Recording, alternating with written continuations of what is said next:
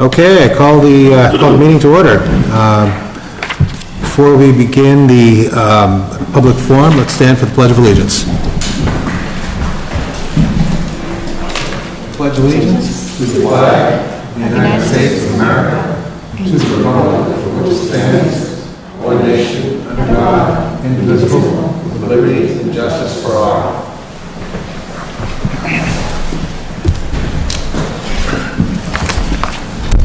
Okay, so public forum. Please note that each person will have up to 2 minutes to speak at public forum. Please start by stating your name and address. Recognizing that there may be people at the meeting in person and people participating remotely who would like to speak, we will go with the room first. Is there anyone in the room who would like to speak at public forum? Seeing none, guess we shall move to Zoom. Ben? All right, there's no one in there.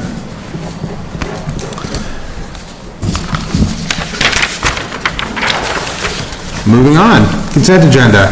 The board will consider approving the consent agenda consisting of, number 1, approval of the minutes of the September 7, 2021 meeting. Number 2, approval of a parade permit application for the Wicked 5K fun run on October 31st, 2021. Number 3, accept a $20,000 anonymous donation for the fire department. Number 4, accept a $25,000 anonymous donation for the Hopkinton Senior Center. And number 5, to accept a $20,000 anonymous donation for the police department. Board members, would you like to break any items out for a separate vote? Yeah, I would like to break out 3, 4, and 5. Okay. CD, that's what I was going to say. I was going to say the same. Yeah. Anyone else? Yep. Okay. So make a motion to approve the first 2 items? So moved. Do I hear a second? I made it first. Actually, so I seconded it, sorry. Who's that? I'm hearing some disturbances in the That was room. Muriel's background noise. It's just background noise. I was getting ready to vote. I'm sorry. Okay. All right, we have a motion and it's been seconded. Any discussion? Hearing none. Roll call vote. Amy Ritterbush, yes? Ted Stone, yes? Freddie, yes. Muriel Cramer, yes. Andrew Fondness-Rula, yes. Mr. Tedstone. Yeah, so this is a very, very generous, 3 generous donations by an anonymous donor. If they had any idea how timely and how helpful those donations are, maybe they do, I don't know, but we would be not doing our job as a board by not recognizing what a very generous donation and how appreciative we as a town are. And I don't mean to speak for the fire chief, the director of the senior center, and the police chief, but I believe that they would all agree that it's just a massively generous donation. And as one board member, I would like to thank them very much for their generosity. Agreed. I was going to say the same thing, and I couldn't agree more. I assume we can send them a letter even though it's anonymous, right? Even though the public doesn't know who it is, we could send a thank you letter. Some sort. Oh, if we knew who it was, it's anonymous. Well, someone must know, right? Yeah, someone else to know. We don't have to know who it is, but anyway. Okay. Okay, then I request a motion to approve items 3, 4, and 5. So moved. So, second. Okay, we have a motion that's been seconded. Any discussion? Hearing none. Roll call vote. Amy Ritterbush, yes? Ted Stone, yes. Freddie, yes. Muriel Cramer, yes. Andrew Fondness-Rula, yes. Moving on. The Select Board will consider the appointments of town employees.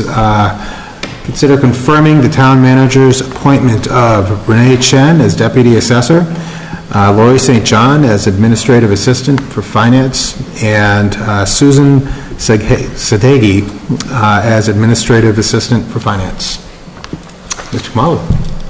Mr. Chair and the board, respectfully I offer the following candidates for your affirmation, beginning with Renee Chen. She will be replacing Ruth Anderson as the Deputy Assessor in the Finance Department. It needs to be said that although Ruth has although Renee, has been with the town for a very brief period as an administrative assistant, she has had a very positive impact on her colleagues as well as on the community. We once in a while receive thank you notes from members of the public.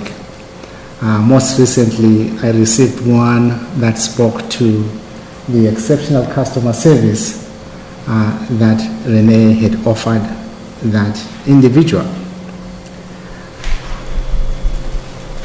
In a few months with us here, she has confirmed what we heard about you when we did our initial reference checks, where you worked for this town of Southborough in the town clerk's office. We were told that you remain very calm under pressure. I see that all the time when I pass through the window when you're helping customers. You were also described as a very versatile employee with excellent customer service skills, marked specifically by great poise and control. You are bright, you are competent, and you have confirmed that with us. In the few months you've been with us, you have taken up new assignments. Your onboarding process has been very successful, and as recent as early or late last week, I received a note that you've passed your first module for the Assessor's testing program. And so with that, I do offer Renee Chen as the town's next Deputy Assessor. Excellent. Renee, could you please step forward and take the hot seat? Would you like to tell us a little bit about yourself and your interest in the role as Deputy Assessor? Yes, thank you. So I am a graduate of Boston University. I have my degree in Bachelor of Business Administration from Boston University. I started with the town in April of this year as an administrative assistant, working in the Treasurer Collector's office and the Assessor's office. And during that time, I found I've been drawn to the duties and responsibilities of the Assessor's office. I'm really enjoying the work in that area of the Finance Department. Excellent. Well, I know I've seen you around, and I'm hearing great things about you, and a recommendation from Mr. Kamalu means certainly means an awful lot. And I know that you've been, in my private work, you've been very, very helpful in what we do. So, board members, do you have any I do. questions? I was the deputy assessor a while ago, so you're going to be filling my shoes a number of years ago. I'm interested to know how you feel about advancing in the role of assessor. Do you want to, you're taking the course that we all have to take just to be on the board and everything. But, you know, there's six courses to get your MAA and actually become a principal assessor. And it may even be 8 now. Huh? It may even be 8 now. Well, yes. yeah, they've added a couple. Inflation. Actually, I think I took 7. Huh? Inflation. Yeah. I'm really excited about the opportunity to grow my career here within the town of Hopkinton. I'm committed to the idea of going for my MAA certification, and I would love to be able to do that here in the town of Hopkinton and work towards eventually becoming a principal assessor. If you become deputy, what's your favorite part about working in the assessor's office now? Right now, what I really like is getting to research the property sales and the deeds. I enjoy when challenging situations come up and they require a little research on the deeds to figure out the solution. That there might be a situation where a house is about to sell and there's a question on the deeds. I enjoy that part of the process. I also really enjoy working with the public. I enjoy helping, especially like the senior residents who come in, if they have a question about the abatement process or what exemptions that they qualify for. I really enjoy getting to speak with them and help them through the process. Okay. Yeah, we may be sending you to the senior center pretty soon to explain all those. So. Sure, absolutely. It's getting to be that time of year. Okay. I don't really have any more questions. I'm looking at, you have clerk's background, you have a good overall town background, and you're exactly what we need right now without the principal assessor. We need the nitty-gritty operation of the office to continue smoothly, so that's going to be your job. Thank you. So knowing how in high regard we keep Mr. Kamalo and Mrs. Casey, the fact that you made it through their vetting process and they are the ones that are presenting you today, that goes a long way. That eliminates a whole lot of our questioning. Congratulations for making it through that. We look forward to having you here for years and years and years and bettering yourself and moving yourself up the ranks and retiring in 40 years. Thank you. Look forward to that. Yeah, Renee was just in front of us a few months ago, so I don't think I particularly have any questions. I know when I spoke to her at the last Eagle Court of Honor, she was saying how much she really enjoyed working here, so I'm glad that there was this opportunity. Excellent. Muriel? Yeah, thank you. Renee, really happy to hear you are enjoying your work in the town, and you've found a spot that you're really excited about and really up into. I just wanted to comment that particularly in some areas, it's not always easy to earn high marks in customer service, because sometimes people are anxious or fraught when it comes to their taxes, abatements, or things like that. I really appreciate whenever I hear that employees in Hopkinton are really putting a welcoming and helpful face on the work that they do. So I thank you for that in particular, and I wish you the best. Thank you very much. Great. Well, I mean, not much I can add. Congratulations. Mr. Kamalo, should we just do one motion for everybody, or? One at a time will be fine. Okay, then I request a motion to confirm the town manager's appointment of Renee Chen as deputy assessor. So moved. Second. Any discussion? Hearing none. Roll call vote. Amy Roderbush, yes. Headstone, yes? Lafreniere, yes? You're a prayer, yes. And Irfana Sruli, yes. Congratulations. Thank you. Welcome aboard. Welcome. Mr. Kamalo. With your permission, Mr. Chair, Susan Sadegi, as an administrative assistant in the finance office, she will be replacing Stephanie Clifton. I am delighted again to say here's another employee who's coming before us tonight after having worked with us before, although in her case, she worked as a per diem temporary employee in the finance office. She's joining us after having worked for Stratcom Inc. in Natick, KSI Automotive in Franklin, and here's why she's here. The references told us of her ability to work with numbers. She's accurate and detail-oriented. She is professional, polite in interactions with colleagues, especially with customers. Very dependable, reliable, and hardworking, and eager to please.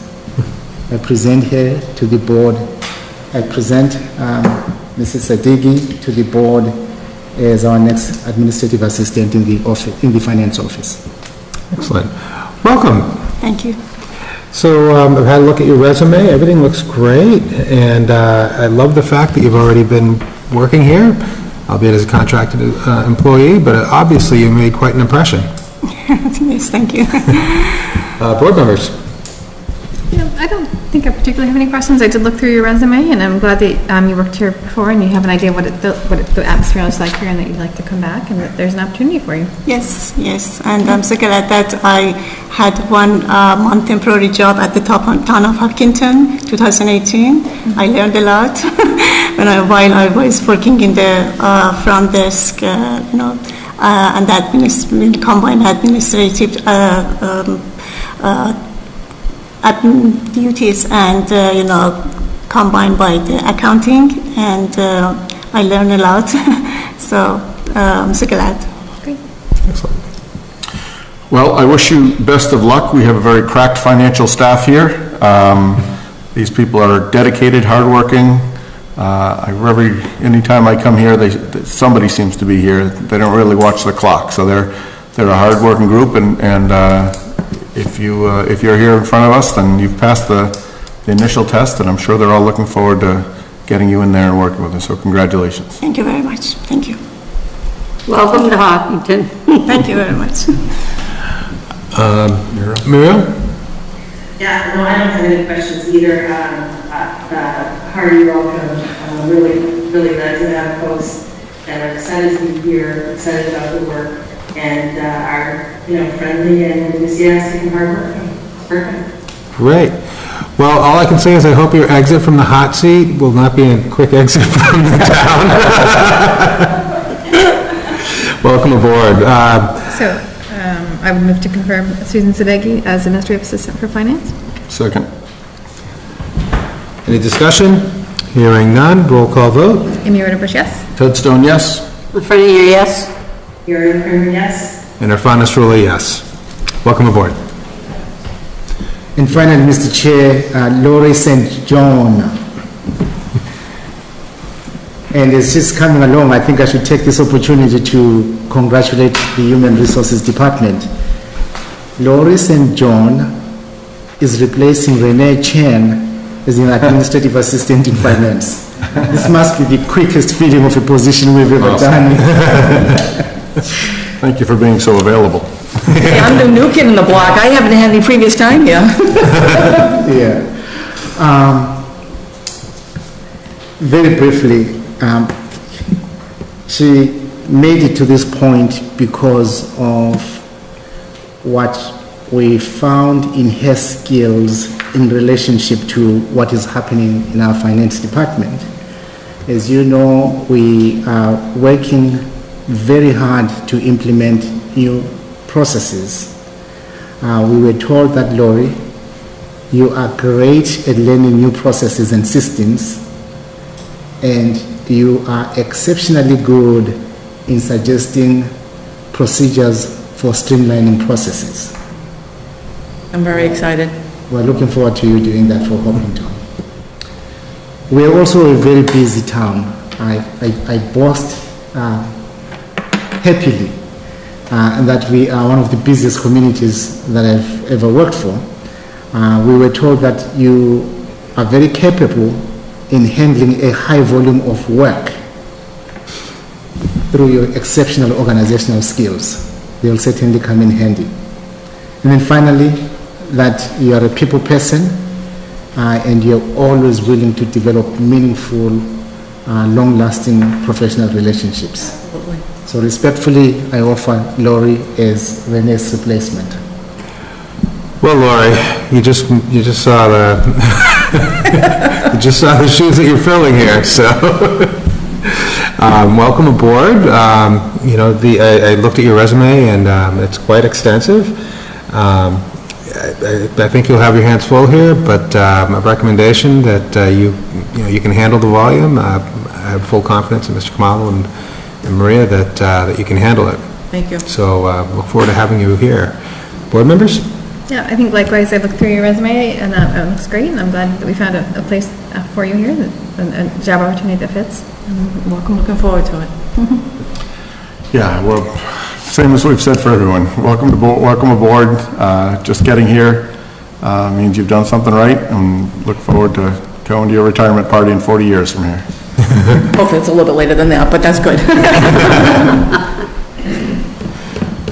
Your resume is excellent.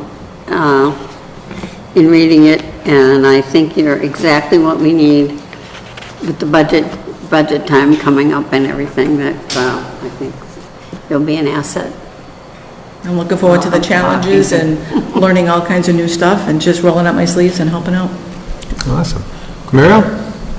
Yeah, so very happy to read your resume and offer my welcome. I do have just one question, just give you an opportunity to tell us what would be your ideal early career path growth here in town? What are your future goals? She's saying future goals? Future goals, yeah. Taking the position that I'm in and learning everything that I can and being a better person for the town as well as the town hall, and possibly looking for down the road possibilities of advancement, going to a different department and taking my skill set that I've learned in one department to another and just flourishing. I'm not looking to bounce all around, but just to get an overview of the entire workings of the town hall. And like I said, just bettering myself and giving myself a good reputation, because I'm working with the town hall. It's got a good reputation, and just want to forward that on. Well, that's one thing that we love to see is advancement within the town. So, good answer. So I would make a motion to approve Lori St. John as Administrative Assistant Finance and, Finance, yeah. Second. Any discussion? Hearing none, roll call vote. Amy Witter-Bush, yes. Ted Stone, yes. Frenier, yes. Hero Crater, yes. And Irfan Nasrullah, yes. Welcome aboard. Thank you very much. Okay. Next agenda item is a center school update by the Permanent Building Committee. The board will receive an informational update from the Permanent Building Committee on its progress reviewing the feasibility of continuing municipal uses at center school. Do we have anyone here? No one here? I see Curtis is on the Zoom. He may be on that committee, but I think Okay. Dan was Is Dan on the Zoom? No?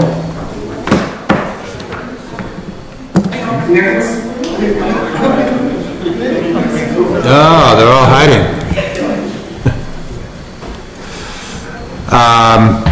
Mr. McIntyre. Mr. McIntyre, here you're going to give us recommendations for the Center School Reuse Advisory Committee. Good evening. Good evening to you, sir. Am I on? You're on. You're on. So I think we've got a little presentation that is going to come up, I hope. Yep. There it is. So I thought, it's been a while since we've been here. I thought we'd start off with a little background. The Center School Reuse Advisory Committee was back here in 2018, and they recommended to the selectmen that we should keep Center School and the Center School site as a municipal facility. The selectmen at that time didn't really take any action on that recommendation. They pushed it down to the PBC to do some more studies and then come back to you with some more recommendations, which we're doing tonight. So some of the things that the advisory team came up with was, as I said, Center School remain a municipal asset and to study the buildings and grounds. They also suggested a few other things that we took to heart in our studies, and that was to remove the 1950s edition, which is really, we couldn't find much value in the 1950s edition. It's not much there. Separating office uses from parks and rec uses, which seems to make sense. Improve the overall parking of the site. Add green space and see if there's any potential for accessing the Upper Charles Trail, which all seem like good suggestions to us. They also did a municipal needs study, and they identified a number of things that we used as essentially a blueprint for our studies. But needs are ever-changing. Some of these needs might be better served at other facilities. Some might already be addressed. New needs are going to come up. So I think at this juncture, I think we need to redo that needs assessment. And we started that process. COVID kind of slowed us down a little bit, but I think we're back up now. They were going to start interviewing department heads and redo this needs study, because it's an important function of getting the program right for the building we want to build. You can flip to the next slide. So this is the existing conditions of that site. As I mentioned, the building was constructed in 3 phases, generally about 30 years apart. The front part was built in 1928 as a school. The middle part was built in the 1950s, added about 30,000 square feet of classroom. And then in the 1980s, a gym was added because that was an identified need in the 80s for gym space. So over the progress of that 60 years, that building was developed. Not much has happened with the land area out there.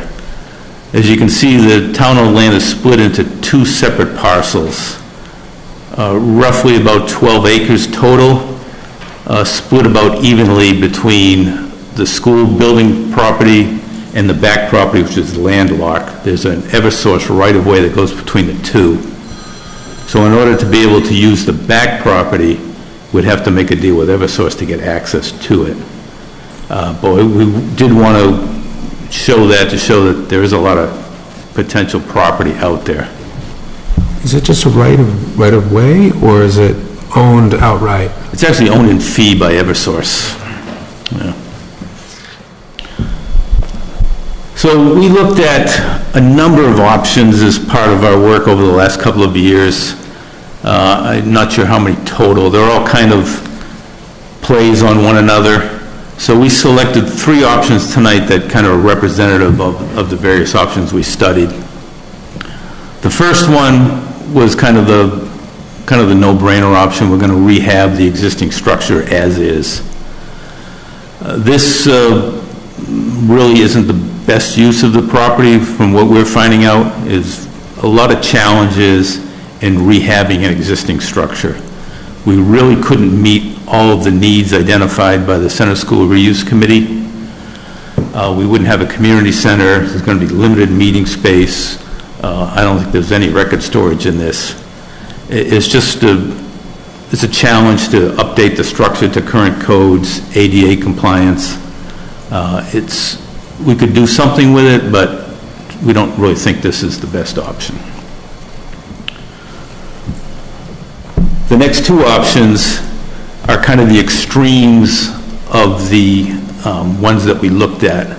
This option 2 is kind of the bare bones option, where we tear down the 1950s addition and don't replace it. We just rehab the 1928 school into municipal offices.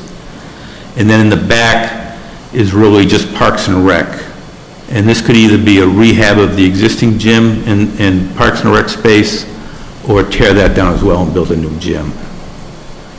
So we don't think this is the best use of the property, but as I say, it's the bare bones option, it's the least cost option, but it's probably not the best use of the site. Option 3 is kind of the other end of the spectrum, where we meet all the identified needs in the Center School report. We keep the 1928 building as is, and we rehab that either as office space or some sort of municipal use in there. And then we build a new wing off of that for the other uses. And in this particular option, we included 2 gymnasiums because Parks and Rec seems to be a growing entity. And we also included a soccer field for the green space. And with the 2 gyms in the soccer field, there may be some revenue source there in renting out the space too. So we're not recommending a particular option, but if the committee were to vote today, we'd probably select that option 3 as the best use for this property. But I think we're really too soon in the process to really make a definitive answer on that. With respect to cost, we didn't do detailed cost estimates of every option. We just didn't have the detail to do that. But we're telling the town that you should expect that we're going to be spending about $20 million no matter what we do out there. The bare bones would be, in the teens somewhere, You know, the option we just looked at might be in the low 20s, but it's going to be around $20 million that we're going to spend there.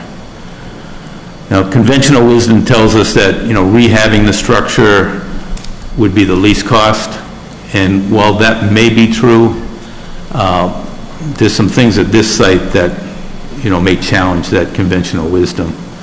We've got hazardous materials in there that are estimated to cost about $1 million to remove. The site is sloped down, so if you've ever been in there, you go from one level to one level, you drop down a couple of steps, you drop down a couple of steps more. It's really just not an efficient layout because of the slope of the site. So we've got that ADA compliance. Historic compliance, I think most people in town want to save that 1928 building. We were getting estimates of just replacing the front windows at around $750,000, so it's a very expensive endeavor to restore a historic building. And then we've got the updated parking and stormwater compliance. We've got a lot of pavement out there that we've got to treat and deal with, so there's a lot of expenses in this particular site. So one of the other things that the selectmen asked us to do was to look at ways to reduce those costs. And we looked at the site as an economic opportunity under kind of a twofold strategy.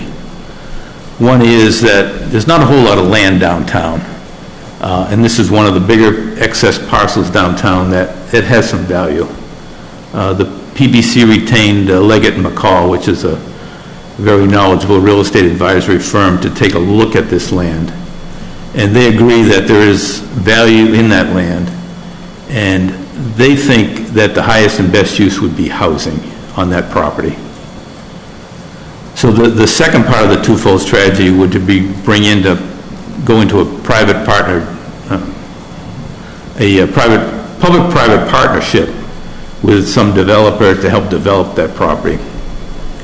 And that could bring a couple of benefits to us. One, a private developer can do the work probably more efficiently than a municipality and bring it in at a lower cost. And they also get the benefit of the housing portion of the property. So we think that that's a thing that we should investigate in more detail. There's pros and cons to that. We identified a couple of up there. There's probably many more that we could identify. But based on our initial analysis, we think that we could have about a $3 to $7 million cost offset by going into a PPP to develop that property rather than trying to do it on our own and spend the $20 million outright. That's a big chunk of money and a big tax increase that I don't think there's a big appetite for right now. So if we could slip to the next slide. These are some of the options that we worked out with our architect, Abacus Architects, and Leggett McCall. They're basically different layouts of housing. There's single-family housing, apartments, senior living, condos. There's a lot of different varieties that we can do out there. All of them, I think, need some sort of zoning changes to make this work, particularly the height of buildings. The lower right-hand corner would be an apartment buildings that would probably be 4 to 5 stories high in order to get the density to make it viable. But that would be, we're estimating about the $7 million offset with the apartment buildings. The single-family homes is not very much space for that. We're thinking that's going to be in the lower end of the range, the $3 million offset. But any one of these offsets kind of plays into the whole downtown revitalization. We're getting people downtown, we're getting people to visit our stores. So I think getting more people downtown is a benefit to the downtown revitalization. So we're recommending tonight that we want to update the 2018 needs study done by the Center School Advisory Committee. That is just getting underway now. We think we'll wrap that up sometime this fall after we meet with the department heads. We also want to issue an RFI, a request for interest, to private developers to see what kind of interest there is out there in developing this property.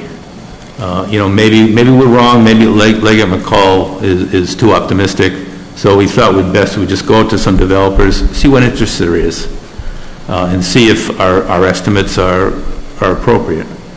If we're not getting much bang for the buck on private development, maybe it is something the town would do on their own. But I think it's something that we should explore in more detail. And if we get interest on that, then we'd take it to the next step and develop a full RFP to go out to that. And we'd have to spend some money to develop that RFP. We'd have to do some more, surveys and geotechnical and give the developer some meat to actually put together a real cost proposal. But I think that's a good recommendation to do. And finally, I think we want to request town council advice on this public-private partnership to see the ins and outs of that and how that would really work. There's not a whole lot of that. I know Legacy Farms was kind of that way, and would probably follow that as a blueprint, but I think we can improve on it as well. And we can improve quite a bit on it, maybe. So noted. So that was a quick rundown. I'm happy to answer any questions.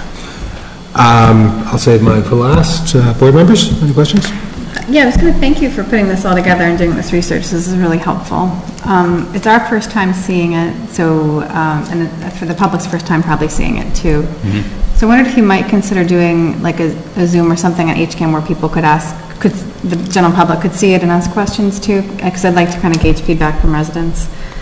And let's see. I think it's time to start to get more townwide input, so that's probably a good way to do it. Yeah. And I'd love to get a copy of it. This was too late for our packet, but if we could get a copy sent to us. Yeah, I think you've got a copy, yeah. Yeah, no, I appreciate you thinking outside the box and looking for other options. And I don't know what the viewership on HCAM is these days, but it's... Their YouTube channels. Maybe more than Board of Selectmen, I don't know. My father-in-law in Pakistan watches it, so. Okay. It says so. Knowing Mr. McIntyre, as I have for years, I trust his insight and his judgment. I trust the fact that he took most of his insight and judgment from the rest of the board. Danny is a rock-solid person in this community, and if Dan's leading a board, he's definitely in it for the best for the town, for what he perceives as the best of the town. And knowing Dan as I have for as long as I have, I know that our ideas for the town are aligned. So I have all the trust and confidence in the world in Mr. McIntyre. And his daughter's a selectman in Grafton. Okay. I talked to her today. Mr. Freya. Well, Say nice things about me, please. I'm not surprised to see you here tonight like I was when you came into my office in Plainville. I know. That was a real surprise. We improved Plainville too, didn't we? Huh? We improved Plainville too, didn't we? Sure, you did. Did you make Plainville great again?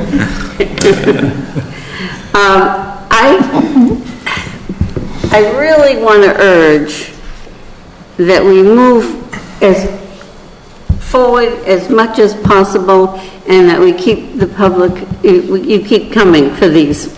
No more time lags because of the problems that they're having in the building as it is with water and all kinds of things like that that really need to be addressed. And have we tried anything with public housing or senior housing with the state or the federal government?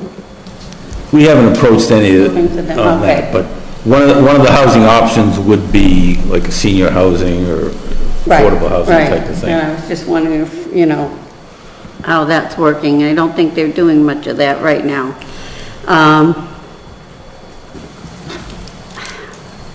We just can't let the building continue to sit, so I want to see movement on it. That's what I want. In agreement. Okay. It's been a tortuously slow process for the people on the committee too, so. Thank you for your presentation. Muriel Kramer? Yeah, thank you. Hi, Dan. Hey.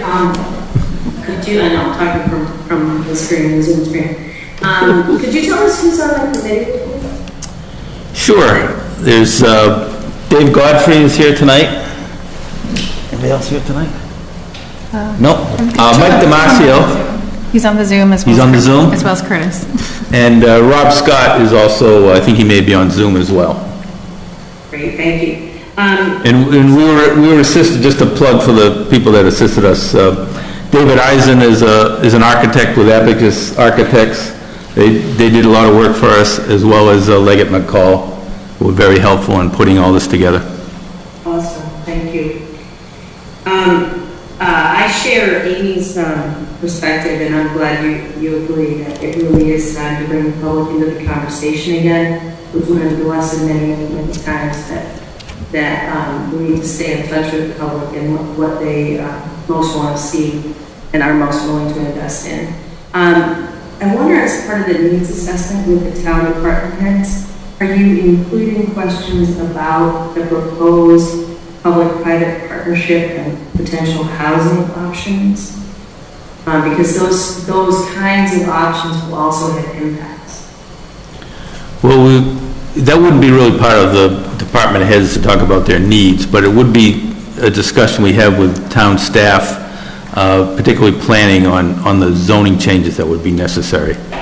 I also think that, building and school committee, as far as impacts to the daily workload, certainly the school department, it just be, I think part of the conversation is balancing the impacts of what your proposals are as well. Yeah, I think we're going to follow the same blueprint that Center School Reuse Committee did in interviewing the department heads and trying to, which included the school. Good. Go ahead. If that's okay. I just thought of this, but just as a reminder, and I know you know that CPC funding can be available sometimes for affordable housing or historic preservation, as well as other state grants for historic preservation, so that can kind of factor in a little bit, probably, too. Yeah, and we did apply for that kind of early on for the windows, but I think we're a little ahead of the gun on that one, so we withdrew it, but it's certainly going to be part of it. Sounds good. So, kind of following up on that, the affordable housing piece is something that I'd be really interested in seeing. I know the Affordable Housing Committee has a pile of money that they want to know what to do with. I think it'd be, I'd like to see some of that going towards actual housing and something in that area. The public-private partnership, are you suggesting that just for the housing segment, or are you also suggesting for the entire project? They would run the entire project. Okay. How we would pay for that is still kind of unknown, whether it would be a long-term lease or payments or something. That's kind of how we want to discuss with town council, how those PPPs are arranged. Okay. As well as with the finance director in town, how we'd work that out. Right. But yeah, that was the thought, that the private developer would take over the entire project and then turn the kind of keys over to us at the end. We'd certainly be involved in it to make sure our needs are met and we get the building that we want. But the back parcel, the housing development, would really be on them, and they would gain the benefit from that. And that back parcel, that's just raw land right now, right? Yeah, and it's a tough piece of property too. It slopes down toward Prestwick Drive. It's a tough piece of property to develop. So that's kind of the other part of the RFI, is to have the developers look at that and say, is this really economical to develop this parcel? Sure. When we're talking cost, I think when I hear that part of the building is 1928, part of it's 1950, I'm thinking it's got to be loaded with asbestos. And have we done an ESHAP survey? To kind of get an idea as to what's there? We have a hazmat survey done, and that's where we came up with the $1 million estimate for that. You're right, it's a mess in there. Yeah. All right. But along those lines, there is a minority opinion that we should also tear down the 1928 building too, and put up a new building that could kind of pay homage to the history of that building, but give us a new building that we can lay out more efficiently and better serve the needs of the town. So that, as we go through this process, that conversation is probably going to happen as well. I know it would be an uphill battle probably, but as I say, there is a minority opinion out there that we may want to tear it down. Okay. So, I mean, so you're going to meet with the department heads? I think I'm the minority, but although I think there's one more prisoner in town that would go along with it. So you can meet with the department heads, you're going to get the updated needs, and what are we getting for a timeline here? We'd like to, we're talking with Judy Barrett now to help us kind of finish off that needs assessment. We'd like to try to get that done this fall. We'd like to get the RFI out by the end of the year, and then have hopefully a lot more information for next fall town meeting to present a more comprehensive approach to developing that parcel to town meeting. Great. Dan, would you be the person that we'd ask if that building's still usable? So I know that in the past, the kids have used the gym for basketball and whatnot, and sometimes we get bumps in the floor because it got flooded, and sometimes the heat doesn't work. And are you the person we would ask if it's still viable? Well, we have Dave Del Torio here too. He's perfect. He's not that I don't like calling Dave Del Torio to the carpet. But I mean, it's got a new floor in there. Because of the water damage, a new floor went in recently. It's usable. The gym's usable, but it's not a very good gym. It's pretty small. So yes, good evening. Thank you for having me here. Currently, the last thing to fail at Center School is the sewer pump station. So currently, right now, we're holding off on spending upwards of, maybe more than $5,000, $6,000, $7,000 to fix the pump station and the control panel. We're almost hesitant to turn the heat on this year. So we actually have plans to winterize it, working with the building inspector on what we need to do to use that building as cold storage, which, we're just getting into those details. But I've been coordinating with Park and Rec. The use of the gym, without the restroom use.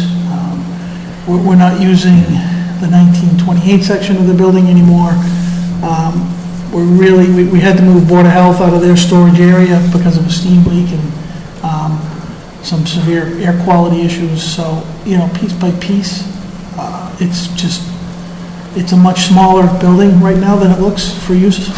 So, where from a facilities standpoint, the town asset has kind of lost its use. Unfortunately, the Park and Rec loses that gym, but we just, the capital costs to improve and repair the sprinkler systems and the boiler system and pumping systems is, it's more than a six-figure number we're talking. Yeah.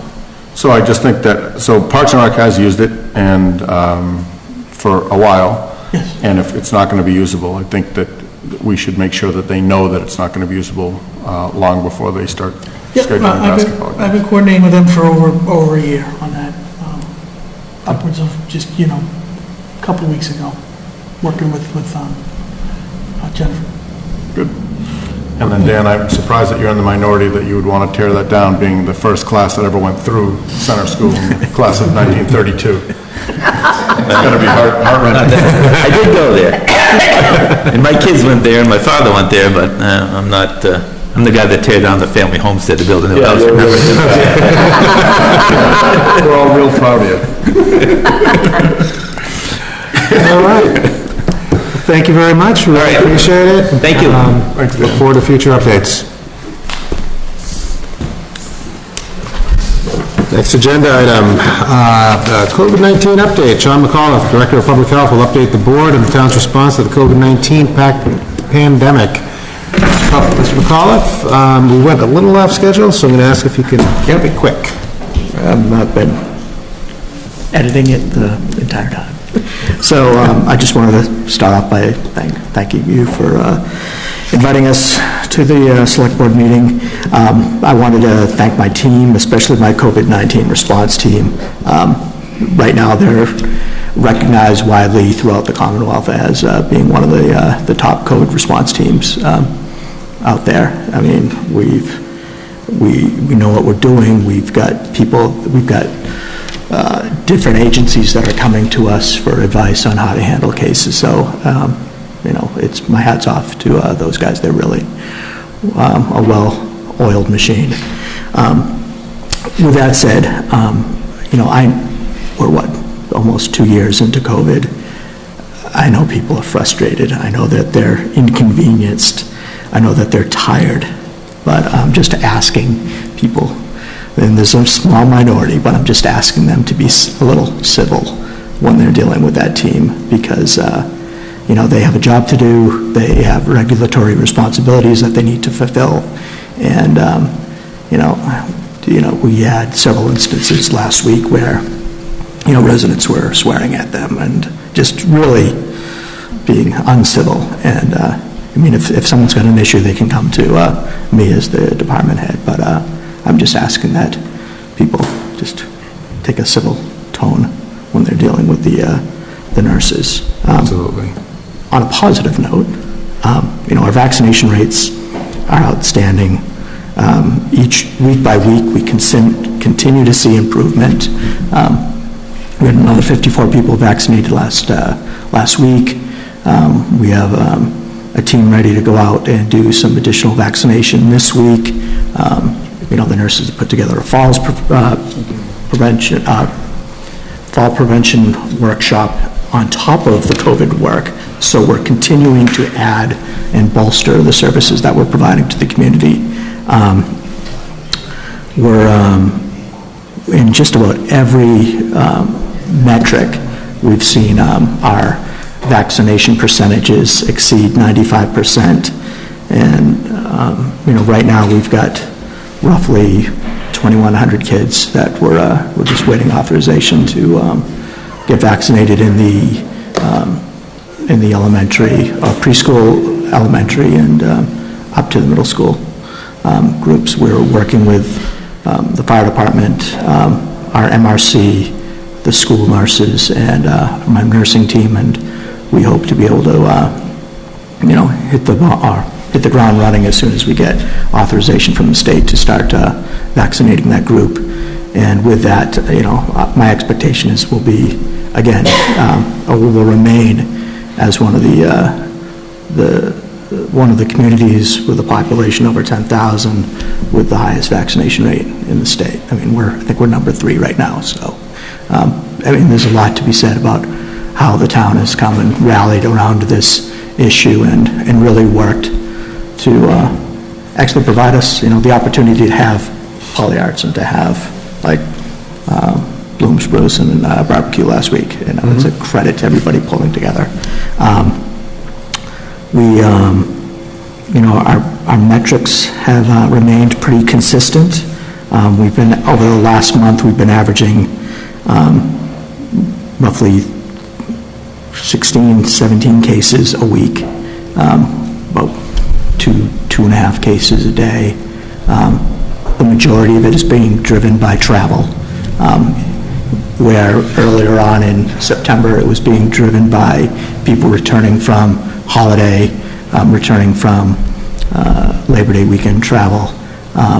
Now it's more business-related travel, a parent coming home asymptomatic, exposing a child. So I'd say almost all of our cases in the preschools are travel-related, and a little less so in the school system, but we're doing well, and we're figuring out ways to just do better each day.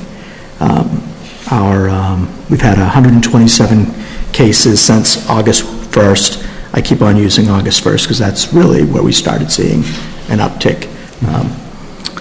We've got 14 current cases, and again, all of these cases are breaking down consistently throughout the month. It's 50% of our cases are breakthrough, 25 are unvaccinated but eligible adults, the other 25 are unvaccinated ineligible children.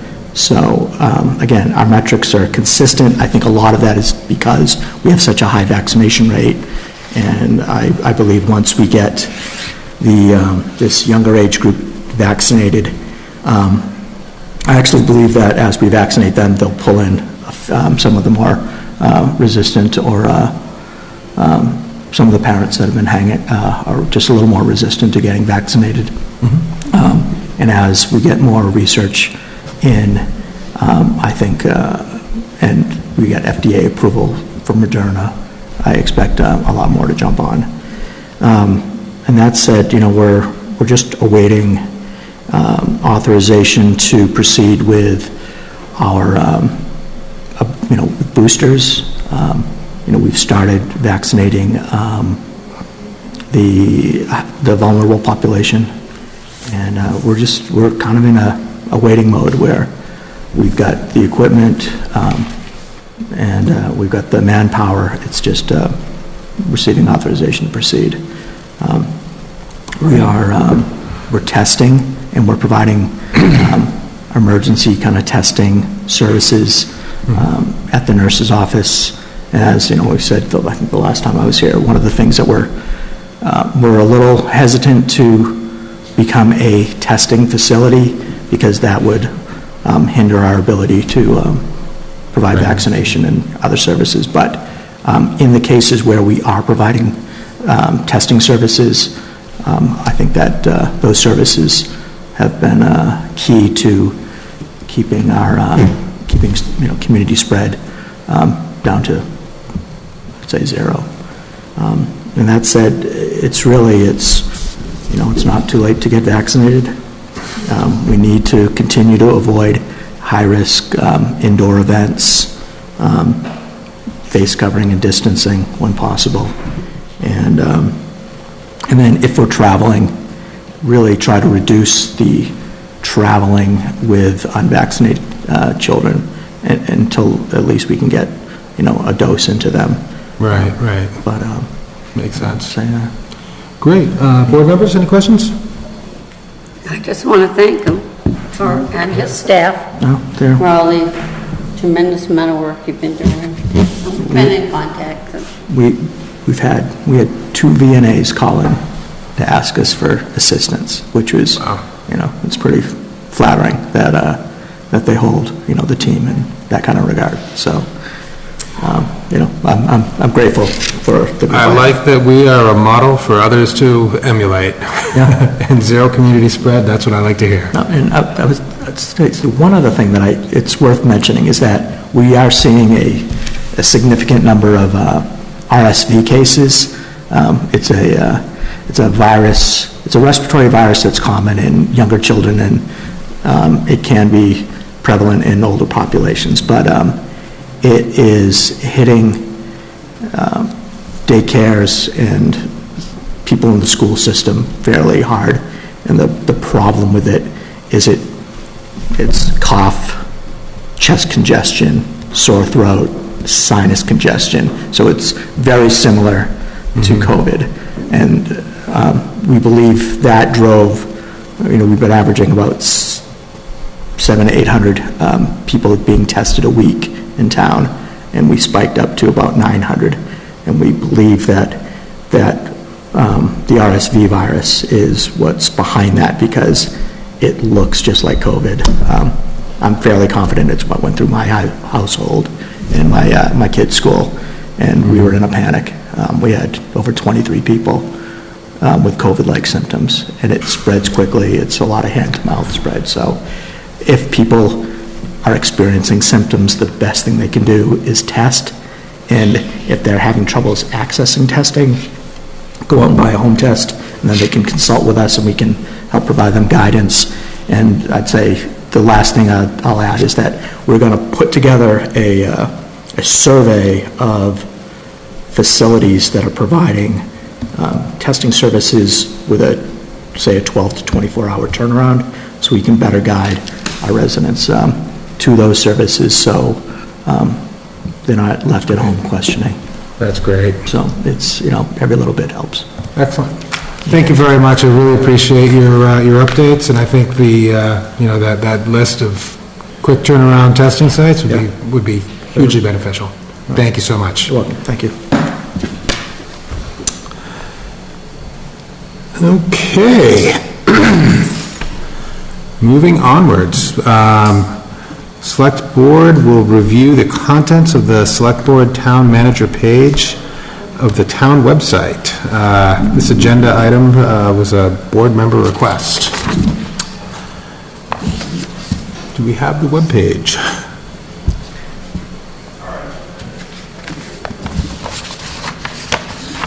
Again, through the chair, as Ben is putting up the Town Manager Select Board webpage, we want to take this opportunity to really encourage the board to give us your input.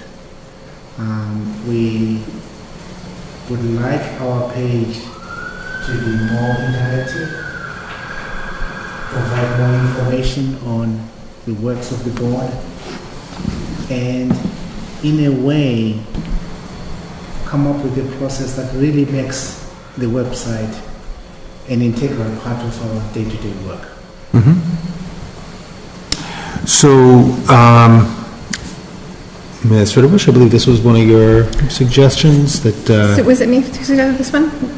I sent a bunch of suggestions about a year ago. Is it that, are we talking about that? Okay.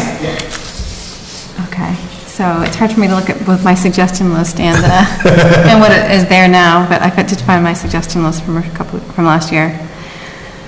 Let's see. So I have so many things. It's kind of, do you want me to just dig in? Do so, and also, this is not the end of the conversation.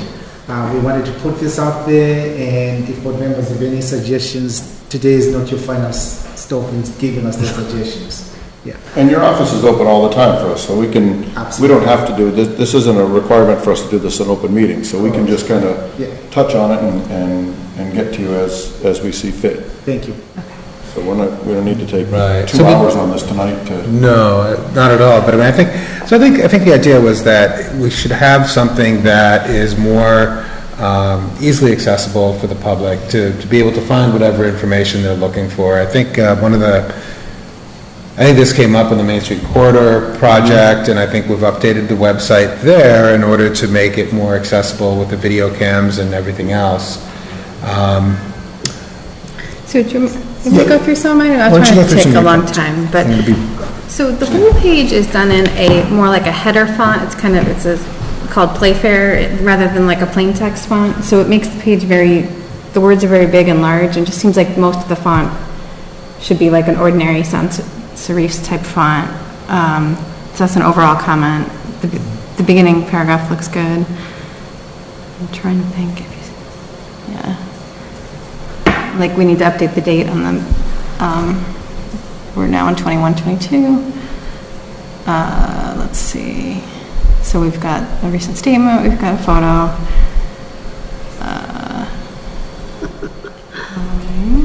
Tells when we meet, that's good, I think. The liaison list needs to be updated, it looks like. So can I make a suggestion? I think if we're going to sit here and we're going to go through this entire website, this entire page, we're going to be here for hours.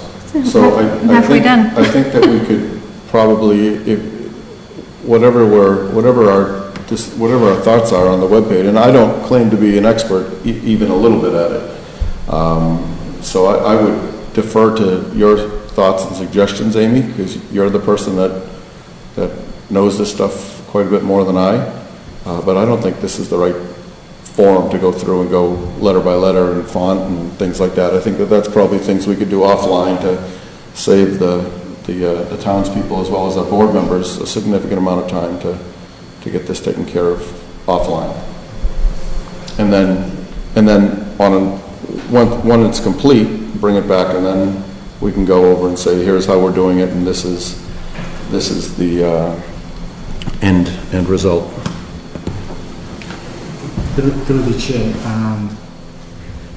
if the rest of the board is okay, we may assign Mrs. Ritterbush to work with town staff on some changes that we can do without necessarily coming to the board, and some changes that we may bring back to the board. Absolutely. I would love Ms. Ritterbush to take the ball and run with this, but I think that's a great idea. I don't think we need to do it on the public's time. Okay. Are you willing to take that on? Oh, yeah, definitely. Or I sent a bunch of things last year, so, Muriel might have asked about this too. Muriel? Yeah, this is, no good deed goes unpunished there, Amy. Thank you for your willingness to step up. I just want to reiterate that for me, one of the biggest issues, and I'm just, because I'm still at home here, probably getting over the RSV virus, I would really like the minutes to be very easily searchable. And there is a link on this page for the minutes, and I think that is one key area that needs quite a bit of attention. And that would apply to anywhere in the minute, you can click and find the minutes. And I'm happy to help Amy. Honestly, take a walk through this, talk about it, and support the feedback to, working with the staff. The only other thing I think about is some mechanism for the public to exchange with us through our page. Comments or questions, frequently asked questions, some mechanism for an ongoing dialogue that's not necessarily real time with townsfolk, but a way for the current issues of the day to sort of stay top of mind for us. Yeah, so I think Muriel's comment is good generally too, that the minutes are a little, the keyword search doesn't work, so that's frustrating for residents. And so it is harder, I know how to find them, but not everybody else does. Sometimes you have to know the exact meeting date something happened and to find it. So that is difficult. And the other things that I think that would be helpful for the public, but that would be more time consuming for staff is, I think we did this one year, like a town meeting article tracker. That takes staff time to put together, but I think it's really useful for the public to see, well, we voted on this at town meeting, what happened?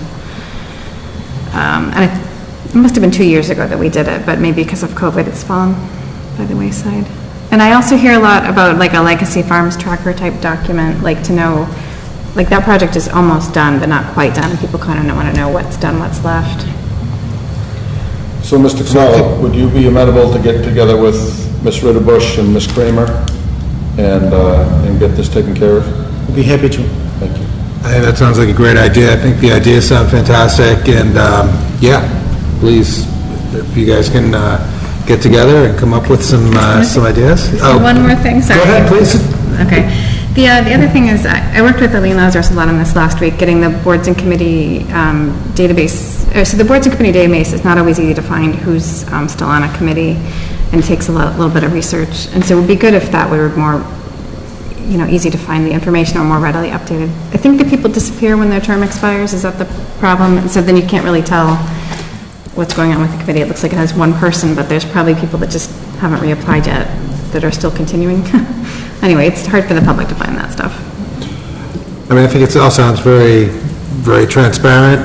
Everything you're trying to do is to increase transparency and ease of use, and I think that's exactly what we want, so I love it. Good. All right. Anything else in this? Nothing from me. All right. Do you have anything else you want to say? No. Okay. Moving on, the ADA Oversight Committee. The board and town manager will discuss the future of the ADA Oversight Committee and the recruitment of members. Mr. Kamalo. Yeah, through the chair. Since the board approved the pledge, I regularly do a quick checklist on some of the items we could be working on. And one item that keeps showing up on my list is the ADA Oversight Committee. I think in the spirit of acknowledging our shared humanity, as well as our commitment to inclusion, this is a committee that we should all work hard to find members for. And as part of my reviewing of our performance regarding the ADA Oversight Committee, quickly coming to the realization that we may also need to update the charge, specifically for two reasons. as I read the charge that was put together many, many years ago, and Muriel, I did see the minutes of the board when that was approved. There was a specific focus on getting the committee to accomplish a specific project. That in itself narrows the focus of the ADA committee. And so my suggestion is to ramp this up to the level of a commission as is allowed by the state statutes.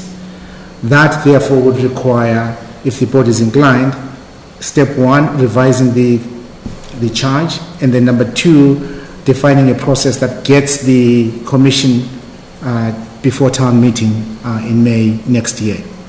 So that would make it an elected board versus an appointed board? No, it's still it will still be an appointed board by the select board. However, I think naming it as a commission gives the group the gravitas that comes along with the responsibilities defined for a commission.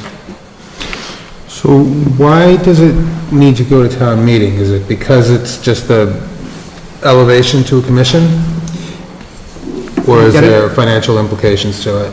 No, the direct answer is that if it's a commission, the state statute requires a town meeting vote. Okay. Yeah. Well, I mean, I think updating the charge certainly makes sense. Are there any financial implications to having a commission? Will they need a budget?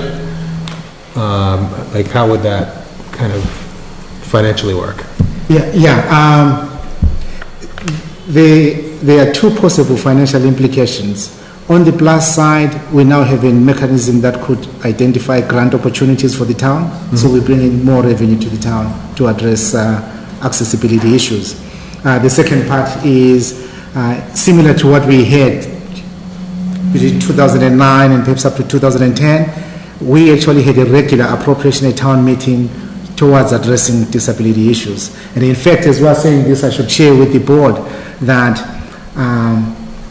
you may recall several months ago, the Hopkinton Center for the Arts was before the board, and there was a discussion about erecting a handicap accessible ramp to save that building. Since then, I've had discussions with Kelly Grill regarding some of the financial constraints that that project is facing, and I have since offered that Kelly Grill work with David Del Torio to see if there are any funds in the facilities department that will make that happen. We want that building to be handicap accessible, and the town has an opportunity now to walk its talk. All right. I like it. I like it. Any questions? None from me. I like it. Muriel? I don't have any questions, but I really appreciate the focus. I think this is very timely. And I do also think, and I hope, that we're able to invite more investment from folks to contribute to this, where there's such a concerted effort and focused attention on doing this well and doing it correctly. So I really appreciate this. Yeah, I think it sounds great to update the charge and the membership and get it going again, because there's so much, now that everything went online during the pandemic, it's important that all of our online content is accessible as well to people with vision or hearing issues. So yeah, I think it's great that we update it and maybe get new members. I agree wholeheartedly. That is why I'm requesting a motion for the town manager to develop a revised charge for the ADA Oversight Committee and develop a recruitment plan for membership for select board review. Second. Any discussion? Hearing none, roll call vote. Amy Roder-Bush, yes? Ted Stone, yes. Lafreniere, yes. Muriel Kramer, yes. And Irfan Nasrullah, yes. Thank you. Moving on. The policy concerning the Hopkinton LNG facility. The board will review and consider adopting a policy concerning the Hopkinton LNG facility. Mr. Kamala? Through the chair, A draft policy was included in your package. The idea here is to define a process that will allow all town departments to be kept in the loop as we monitor significant developments at the LNG facility. So the idea is to have the town manager involved in all aspects of permitting, of project review, and that type, correct? Yes, especially with regard to having a mechanism where all information is gathered and then shared with the respective departments. Okay. Board members? So, having done a little bit of training in my past at the LNG facility, Mr. Kamalo, with your involvement in there, it wouldn't supersede like Chief Miller, like you're not going to be able to argue with Chief Miller over what size fire hose to use if this is going to be put out. Right? I'm a big fan of all departments staying in their lane, and not that I have any doubt that you have no desire to dip your toes in Mr. Miller's water, but it's important that we know that we stay in our lanes. That's a very good question. In fact, I should mention the draft policy was circulated to all town departments. We received comments. Those comments were actually incorporated into the document. There is no intention to have the town manager usurp the authority given to our permitting offices as well as public safety. Keep your toes out of his pool. I would like to see part of this document state that at least once a year, the select board is to get a report on what's going on out there and the kind of permits and what's happening from any of the people in town who are involved, so that the public can know that we're on top of the situation. I think that's a beautiful suggestion. Thank you. Amy? So it sounds like that you would be the central umbrella sort of office that would just have a copy of everything. Everything would be stored centrally so that everybody's all together on the same page. And where sometimes departments might each have different pieces of information. This is an attempt to kind of bring it all together. Is that right? Correct. Okay. So that does make sense to me. You don't want somebody knowing some information and someone else not. Great. Muriel Kramer? Yeah, I echo Amy's sentiments. I'm really appreciative and excited to think about a real centralized focus. This is a big set of issues. I also appreciate Mr. Tedson bringing up the necessary separation of duties for different pieces of it. But to have one centralized entity overseeing this is going to be very helpful. I appreciate it. Right. So the way I read it, it seemed to, I saw it as one umbrella overseeing everything, but more so just kind of filling in the gaps. Where others have authority, they maintain their authority, whereas the town manager's office would fill in the gaps of communication and coordination. Am I reading that correctly? Correct. Okay, I think it's a fantastic idea, and the only question I have for you, Mr. Kamalo, is do you have the bandwidth with everything else?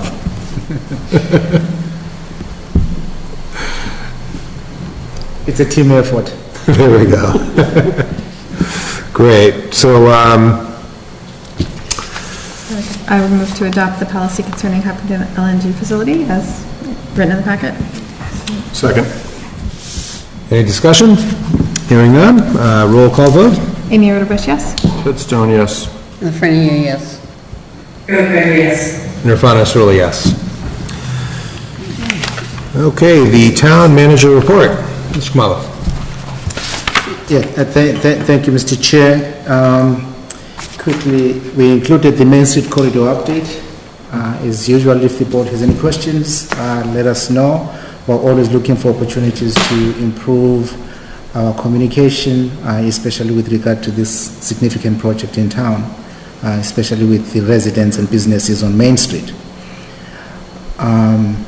Chapter 61A, notice of intent.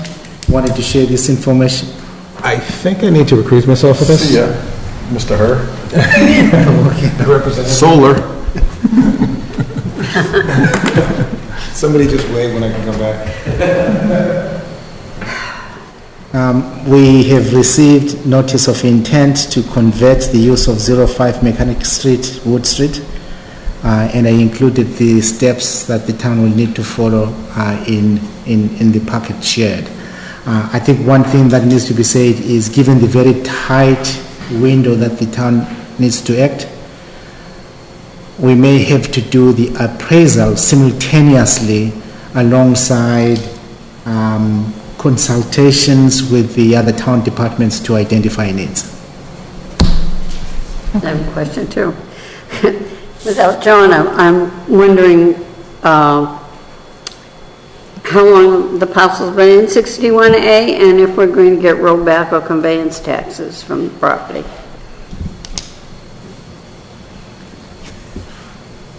My understanding is that if there is a conversion of use, the requirements pertaining to what would be, if this was a sale, still apply.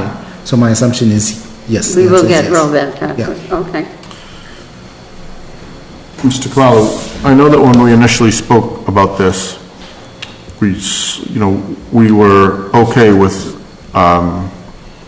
us as the selectmen not moving forward to try to purchase this, because it was going, with the use it was going to be going to, solar farm being, uphill to the town's wells, et cetera, et cetera. And I know that one of the things that I had asked if on the conversion, when it leaves the 61A, if at some point this lease doesn't work out, and I know the owners of the property very, very, very well, and they're absolutely very pure with their thoughts. But if at some point these tax credits go away for solar or the S credits, and there's all of a sudden it's not a lucrative project any longer, in 5 or 10 years, will the town still have the right of first refusal if they take that out of a solar farm and try to do a development? I know that I had asked that, and we were going to try to put that on the deed. I think we'll have to consult with town council on that question. Please so. do. Yeah. Please do. I think once it's out. Muriel, do you have any thoughts before I give mine? Or- All right, I'm on mute. Yeah, I think that once it goes out to Chapter 61A protections, it's out. So it's a great question to ask the attorney. This is an interesting question, and we asked it early when it was before the planning board, because they're not selling the property, but it had Chapter 61A rights, and they're going to be developing it, hopefully, as a solar farm. I think it would make sense for us to all get the high-level short course on what it means for a sale versus a conversion, and the property still staying in the ownership of the individual. But I think getting the rollback taxes and the protections afforded by Chapter 61A are a one-time thing. So once they're gone as far as I understand the law. And then I just wanted to also say that part of the planning board's process, if for some reason this solar farm didn't work out in any location, no matter who owned it or whatever, there are always provisions for the safe reclamation of the property, at least, and taking, decommissioning the solar farm. So just There's for the only one public's instance that I know of in a chapter like this. They took it out and they did a conversion. The land is being used for something else, but they continued to own it. And when the project, when it was done and it didn't work out, they put it back, they started from scratch, going into 61A again. So they did have to spend some money on it. So the conversation that we had when this first came up, which was a couple of years ago, I believe, was that we understood that once it leaves 61A, that it's gone from 61A, but there could be some verbiage in the document saying that if it does not succeed as a solar farm, and if within 20 years of this not succeeding as a solar farm, the solar farm goes away and they want to develop it, that the town would have the right of first refusal. That didn't necessarily mean that it was going back into 61A. It was simple, a request for verbiage into the lease. That would require the owner to agree to Right. that, right? Okay. Yeah. And so just for the public, the process will be the town staff's going to research this more, we're going to get an appraisal, and then we're going to have a public hearing to determine, so the public can hear more and then give their input. And what would the timeline for that be? When would the public hearing be? 120 days, we have 120 days first refusal. Well, then we would have to go to town meeting if that were the case, right? Correct. Well, So when would we're the... gonna buy the property. Right, but, so what are those steps and how soon do they have to each happen? So 120 days we'd have to buy it if that's what we wanted to do. It seems like, that's probably unlikely. But when would the public hearing be, I guess? Do we, in the next month or so? Here's the idea. The idea is right after today, immediately consult with town departments to hear about their needs and interests. Okay. Simultaneously, order an appraisal to be performed on the parcel. And then the result of that process then fits into the public hearing. What might be of help tonight is an indication from the select board if that's what you would support. Well, let's see. Do we have to have a public hearing regardless of whether we support it? No, oh, we don't even have to have a public hearing? Yes. No. I don't know how everyone else feels, but I do always think it's better to hold the public hearing and hear what people have to say if we can. Even if we, already have a feeling where we're going. Is there any harm in that? It would just delay us? Public hearing is a helpful way of seeking public input. Right. So I would support the idea of having a public hearing. It's just an unusual circumstance, we might as well understand. And it is a piece of property that directly abuts our aquifer and the source that feeds that aquifer. So I think it's an important piece of property to make sure we are all comfortable that its future.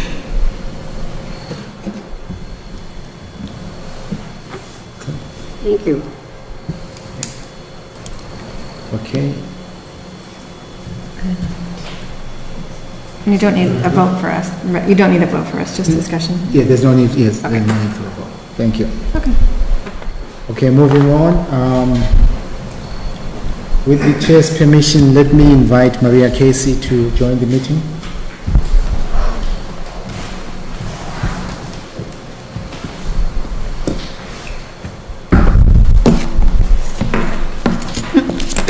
Suffice to say, if I can speak on behalf of Maria, we are so excited to speak to the board and the community about our talent acquisition efforts. We have a two-part presentation. I will introduce the topic, outlining the underpinnings of the town's recruitment process. This includes the statutory framework, our guiding principles, as well as some of the actionable tactical initiatives that we've put in place. Maria will describe the current process, giving a few examples, and we will be available to answer any questions that the board might have. Again, we really are excited about this opportunity to talk about this aspect of our Thank you, Mrs. Casey. human resources function.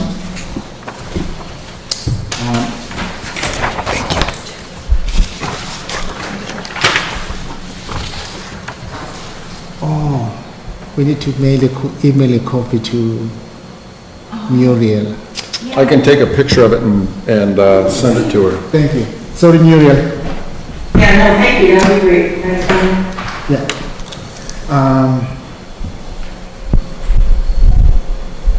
What is recruitment? I think, as we all know, this is a process of attracting, evaluating, and selecting employees for the town of Hopkinton. It's basically broken into 4 steps: job analysis, sourcing, screening, selecting, and onboarding. I can share with you that in the last year, the HR department has taken the last step very seriously. We consider onboarding as the first, after the interview, the first significant experience that any employee will have with the town.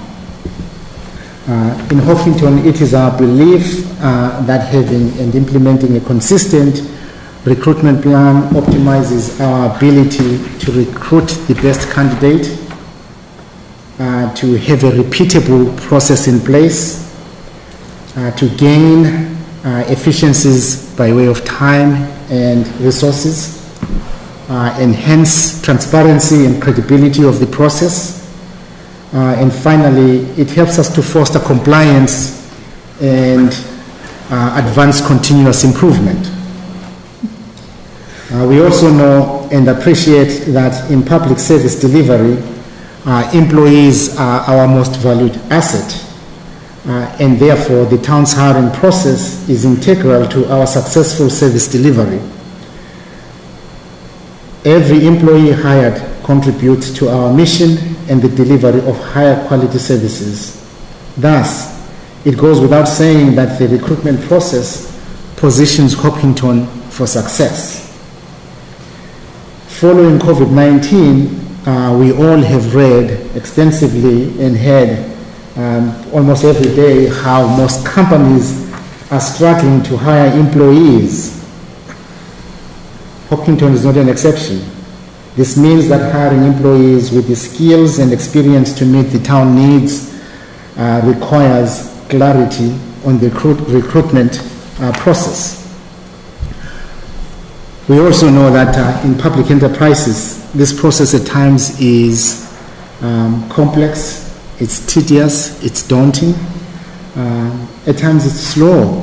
I've had many department heads come up to my office and say, why is it taking so long? And this has become this case, especially after, under the COVID-19 conditions. Statutorily, it needs to be said, the charter is our guiding document. It defines who hires. It also defines the public notice process, and it is the one that outlines the 17-day rule, i.e. we advertise for 10 days and we only make an appointment 17 days after the end of that time. We also have to we have to comply with the federal and state laws, including EEOC, ADALA, FLSA, immigration. Here in Massachusetts, thankfully, we have also the NEPA and gender equity regulations. We also have to comply with the child labor laws.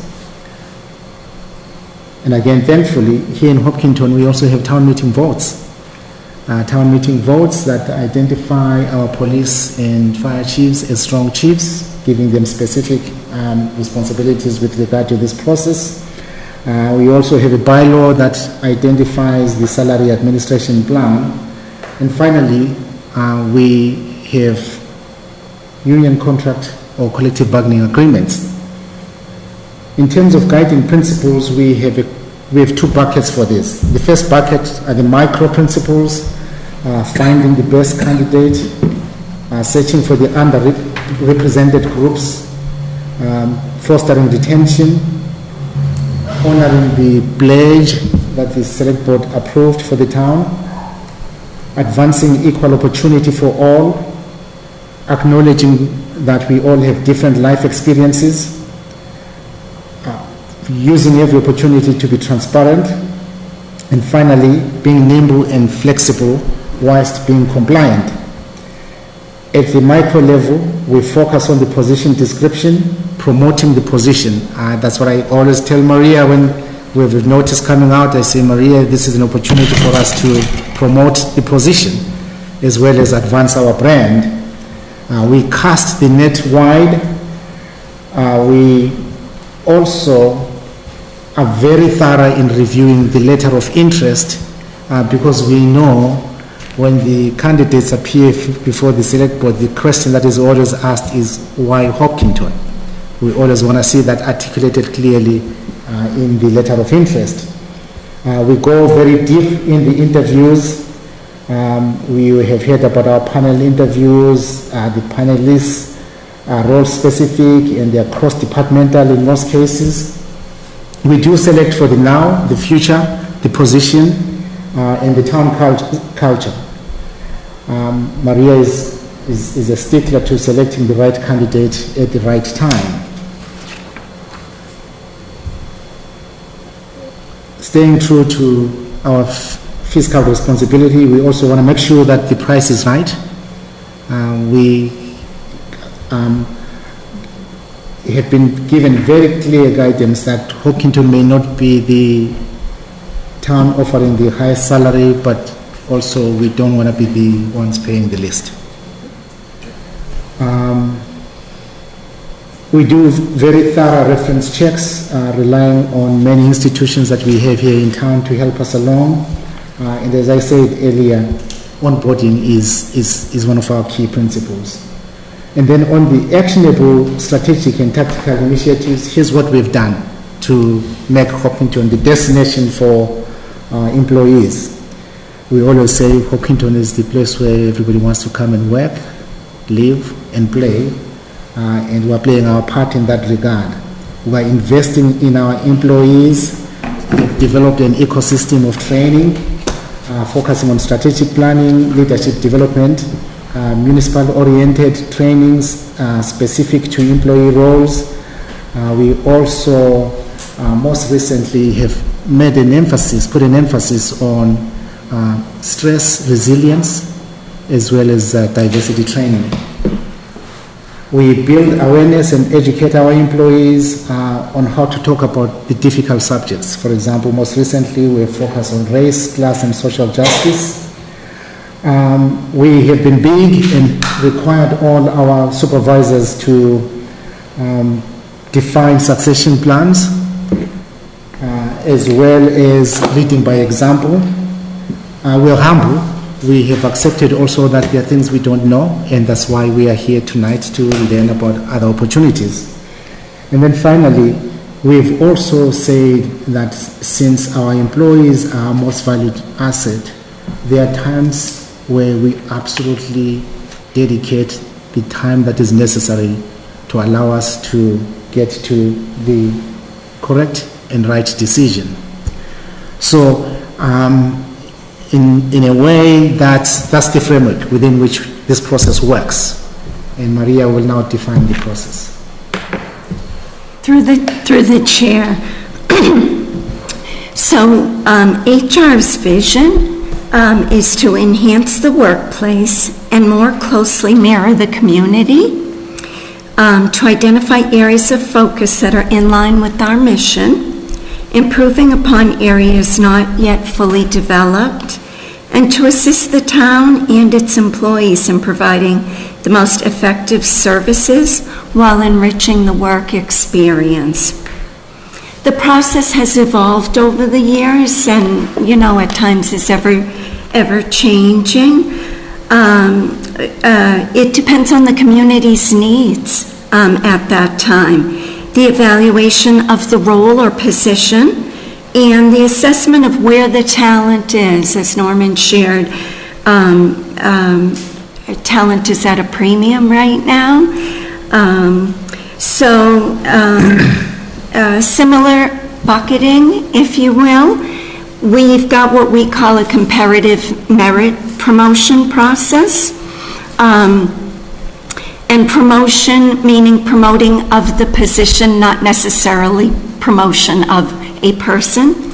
Promoting the position externally, and a hybrid model.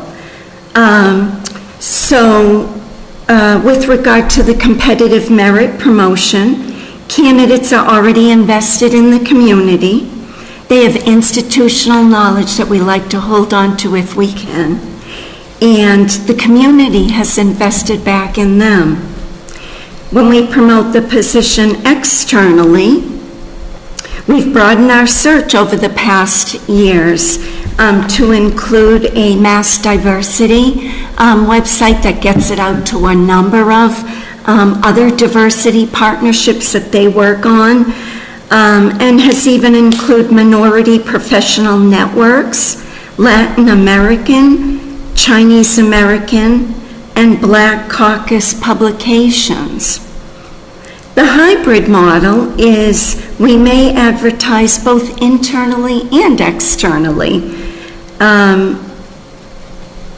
And then we may promote from within when the town has a unique need to fulfill and has a unique employee who has the same unique qualifications that the town needs at that time. The positions under the select board that has personal contracts, as you all know, is the police chief. We've done a little bit of both. So we did the competitive merit promotion in 2009 with Chief Flannery. We did a hybrid model in 2014 with Chief Lee. And then we did a competitive merit promotion in 2020 with Chief Bennett. With regard to the fire chief, we initially had a hybrid model and subsequently pivoted to a competitive merit promotion in 2016 with Chief Slamman. Good job. We did a competitive merit promotion in 2021 with Chief Miller. And then with the town manager, which it's been a good some time, the position was promoted externally. So we just provided you with a simple chart with the pieces that are part of, weaved throughout these three buckets, if you will. Finding the best candidate. Each one of these, the competitive merit promotion, promoting the position externally, and the hybrid, each one of those can yield the best candidate. When we have underrepresented groups, the competitive merit promotion has some limitations there. It's those who are within, and we know what we've got within, and if that changes or doesn't change, that limits the underrepresented groups. And again, promoting externally in the hybrid does reach out to those underrepresented groups.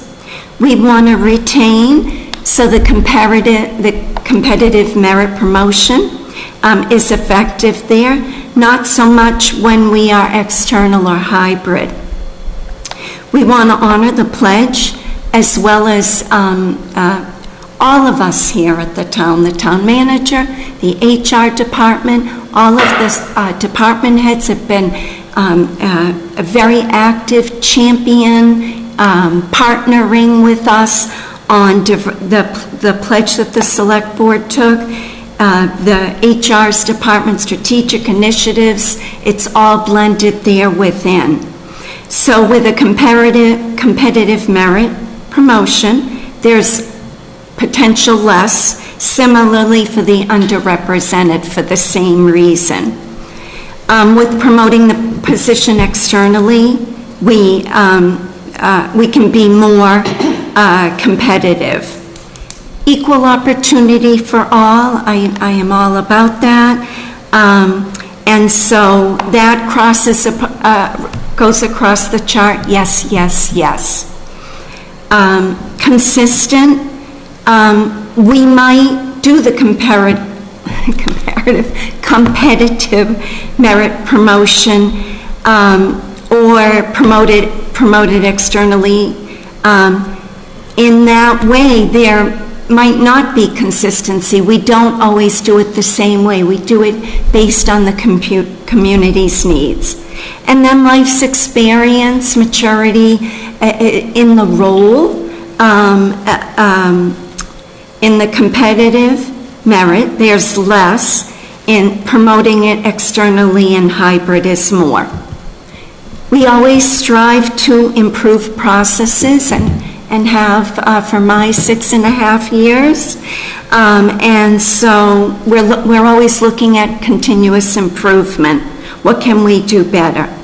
We also need to remain flexible with regards to candidate needing an accommodation, for example. So in conclusion, the selection process is critical in ensuring continued service delivery excellence, and it can be deployed to help meet the enterprise's strategic goals within the limits set by laws, the town charter, and our bylaws, keeping us very nimble to meet ever-changing needs of the town and the labor market. Perfect. Thank you, Maria. Thank you. That was very helpful. I just want to make a comment. I heard a lot of things, particularly from what Nova was saying, that probably deserve at least a paragraph on our website. I was actually just thinking the exact same thing. Something about, I mean, I think this would be helpful, just so people could know what the process is and how you go about it. And also any kind of job postings, I think, when you're advertising externally or internally, I think on the webpage is a great place to have that.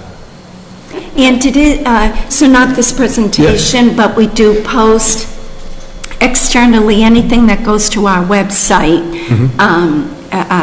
is on the HR page. Excellent.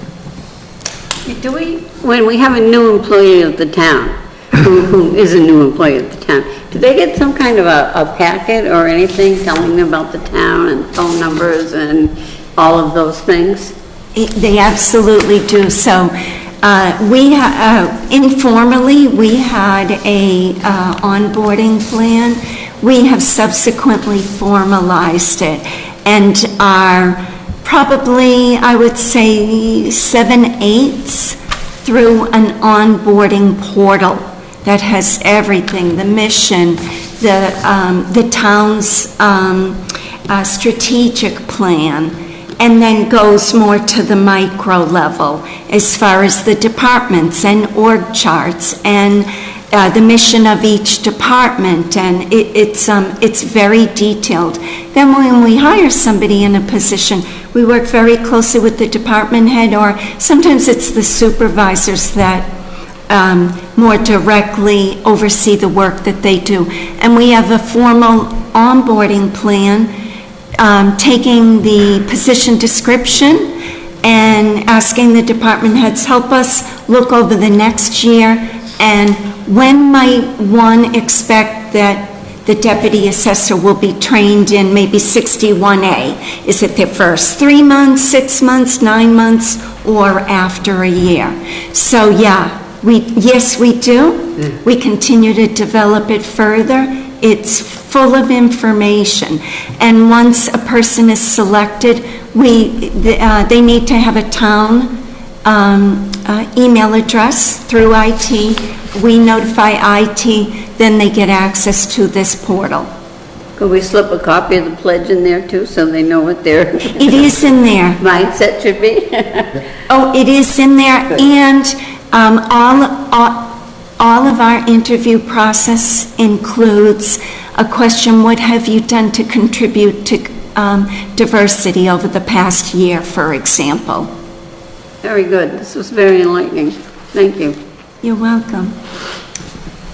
Yeah, I was going to say thank you for presenting this to us. It was a little confusing to me to understand all of it, but after you explain the chart, that helps a little bit more. But it does seem like the hybrid option seems to offer the best of both worlds to promote externally and internally, or to advertise these jobs. So that's great. Okay, I don't think I have any more questions at this time. Mariel? And thank you very much. First of all, thank you for the the explanation, the detail was really wonderful. I appreciate it, and I know that members of the public appreciate it as well. I also want to make the point that I personally, and I've heard from others, really appreciate that there has been really marked successes in hiring candidates from diverse backgrounds. And I'm very delighted to hear that there's also a specific focus on retention, developing our team, and retaining our talent, which I think all goes in a positive direction. When I noticed that the only difference is for the police chief, fire chief, deputy, I assume deputy chief and deputy in both fire and police. And I wonder how the decision is made about whether we elect to do a competitive merit, hybrid, or external search for those very vital leadership positions in town. Yeah, through the chair. In terms of the police chief and the fire chief, the decision is made in consultation with the select board. With regard to the deputies, there's a slight distinction across the two departments. With regard to the fire department, the fire chief is a strong chief, and therefore he has appointing authority. However, we have been fortunate that our fire chiefs are intentional in collaborating with other town departments. And so they do collaborate with the town manager's office, the human resources office, and we go through similar process that we go through with any other employee. And eventually they come in, make a report to the select board. With regard to the deputy police chief, the process is slightly different. The chief works collaboratively with the town manager and the HR office and other relevant or relevant town department heads. And a recommendation is then made to the select board. The difference being the select board is the appointing authority of all officers in the police department. Whereas in the fire department, that appointing authority lies with the fire chief. I have a follow-up question. Thank you for that, Mr. McDonald. That was really helpful.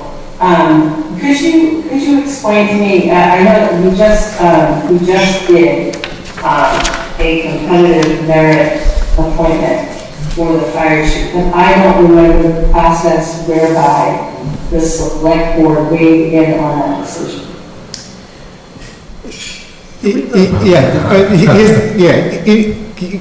I think I can understand why.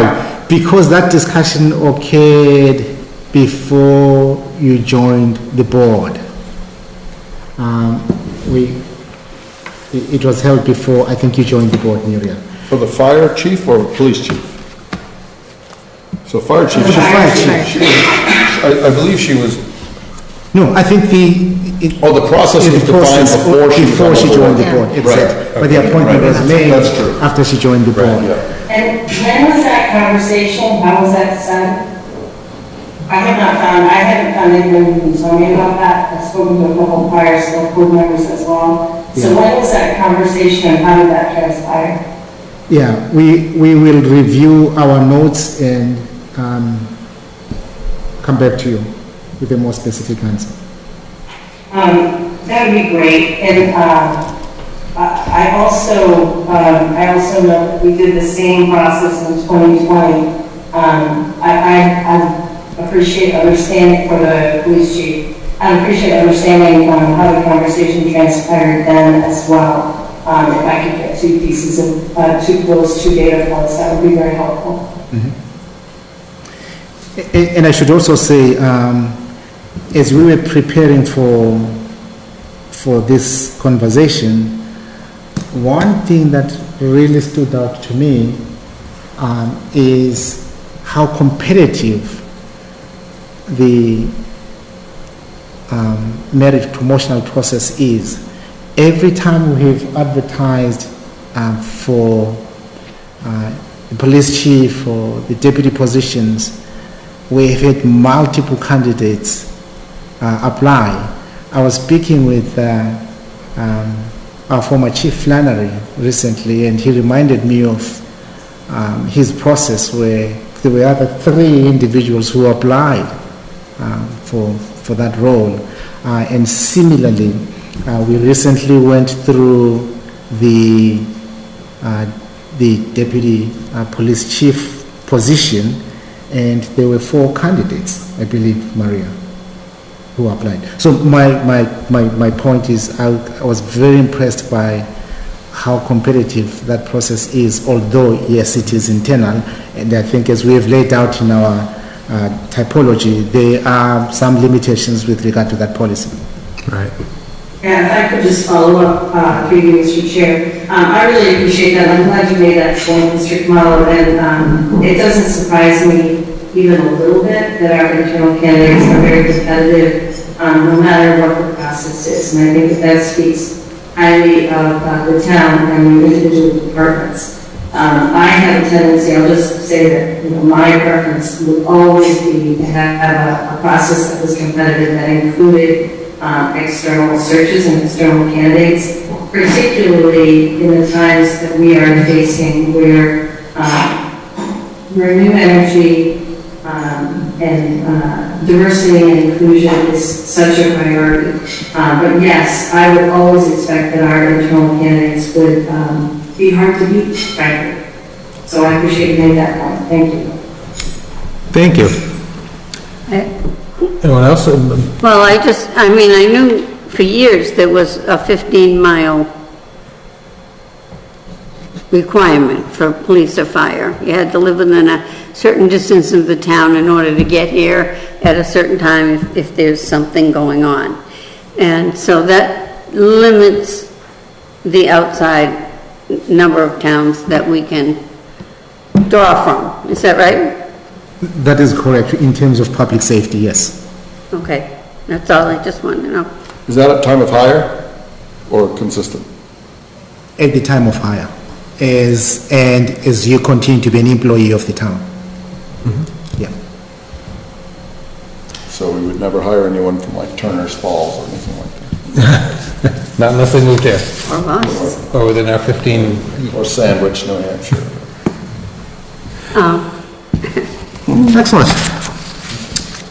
All right. I mean, are we... Thank you.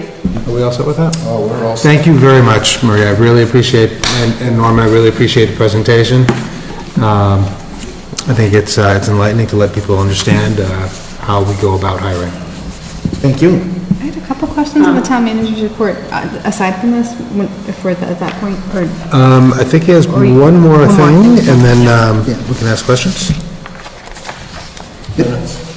The last piece is the release of executive session minutes. There are a couple of things that we're continuing to review, and that's why we have not taken any action. Okay. Yeah. Okay, so one of the items in the written report was about the stone wall at 17 Main Street, so I was just hoping to find out a little bit more. See, it's noted that it was not the Main Street Quarter project that knocked down the wall, and it was not the property owner that knocked down the wall, but it was Eversource, apparently? I'll have to check with Dave. I'm not so sure who may have knocked down the wall. Oh, it says that in the packet. I thought it said in the packet that it was Eversource. Yeah. Well, anyway, so it's it's in the sidewalk. It's not, something has to be done, I guess, and it's supposed to be preserved. Well, if Eversource knocked it over, maybe they'll come put a double wall up. No, they'll brace it with a double telephone pole. Yeah, no, we would... My take is that this requires our immediate attention. I'll follow up with Dave tomorrow. Okay. If the wall is on the sidewalk, we need that addressed. Yep. Yeah. That would be great. And it needs to be preserved too, not just thrown away. Like that's the problem. The stones have to be saved. So anyway, and then the budgets schedule, I know by October 1st, the town manager is supposed to present the budget calendar for the year in coordination with the Select Board, School Committee, and Appropriations Committee. Yes. Can you, so we have one meeting, another meeting this week, and then, so when will we get that schedule? Yes. You may recall last Monday, it was discussed that that meeting will be on the 28th. 28th, okay. Yes. For the public. Okay, great. And then, in the same vein, the Appropriations Committee has 4 vacancies right now of members whose terms have expired. So is that on, I haven't checked the calendar. I know it's a special appointment process for Appropriations Committee, so can that happen hopefully soon to get a full committee for appropriations? My understanding is twofold. That under the town charter, the members whose terms have expired can continue, if they so wish, to be on the committee until their positions are filled. So, yes, there will need to be a special process to fill those positions. However,